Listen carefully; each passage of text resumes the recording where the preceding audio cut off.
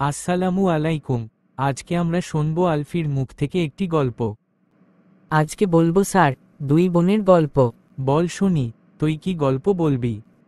আদিবা আর খাদিজা দুই বোন। গ্রামের একটা ছোট্ট ঘরে তারা থাকে। আদিবা বড়, 16 বছরের, লম্বা চুল, সাদা হাসি, সবাই বলে সে যেন ফুলের মতো। খাদিজা ছোট, 12 বছরের, চোখে দুষ্টু ঝিলিক, মুখে সবসময় হাসি। বাবা মা অনেক আগেই চলে গেছে। দুই বোনই একে অপরের সঙ্গী।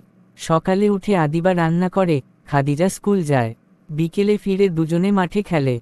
একদিন গ্রামে খবর এলো, বড় শহর থেকে একটা স্কুলের প্রতিযোগিতা হবে। বিজয়ীদের পুরস্কার, স্কলারশিপ আর নতুন জীবন।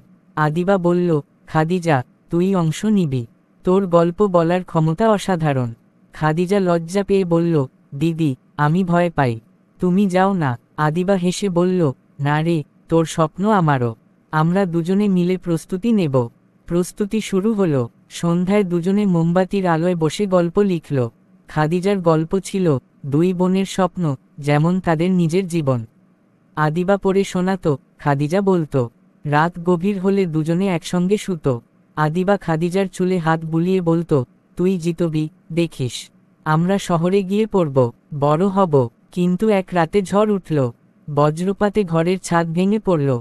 আদিবা খাদিজাকে বুকে জড়িয়ে বাইরে বেরোলো। বৃষ্টিতে ভিজে দুজনে পাশের বটগাছে আশ্রয় নিল। খাদিজা কাঁদতে কাঁদতে বলল, দিদি, আমাদের গল্পের কাগজ ভিজে গেছে। প্রতিযোগিতা কিভাবে? আদিবা শক্ত করে জড়িয়ে বলল, ভয় পাস না। আমার মনে আছে সব। আমি বলে দেব, তুই শুধু হাসিমুখে বলবি। পরদিন সকালে গ্রামবাসী সাহায্য করল। নতুন কাগজে আদিবা গল্প লিখল। প্রতিযোগিতার দিন এলো। শহরের হলো ঠাসা মানুষে। খাদিজা মঞ্চে উঠল। কণ্ঠ কাঁপছিল, কিন্তু আদিবার চোখের দিকে তাকিয়ে শুরু করল। এক গ্রামে দুই বোন থাকত। বড় বোন আদিবা আর ছোট খাদিজা। তারা স্বপ্ন দেখত শহরের আলোয়। গল্প শেষ হলো মুখিয়ে উঠল। বিচারক বললেন, প্রথম পুরস্কার খাদিজার।